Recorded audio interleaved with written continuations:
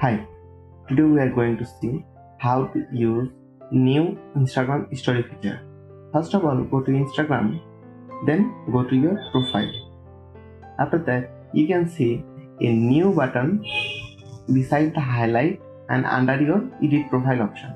Click on it. Then from here, you can select them and click on next. Then it will be highlighted. You can also try it. I am just editing it over, then click on done. Then you will see in the new story option a try it will appear and your selected story will show to everyone as a new. So that's how to use new Instagram story feature. If you like this video, give the thumbs up, don't forget to subscribe and hit the bell icon. Thanks for watching.